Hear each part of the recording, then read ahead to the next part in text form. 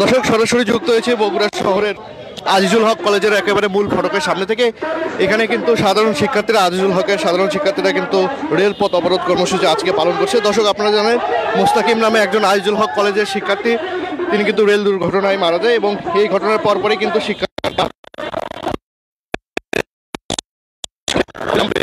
থেকে rail crossing এর দাবি জানিয়েছেন এবং এর দাবি জানিয়েছেন। তাদের এই যে দাবি, তাদের অবরোধ পালন করা হচ্ছে আজিজুল হক ক্যাম্পাস থেকে।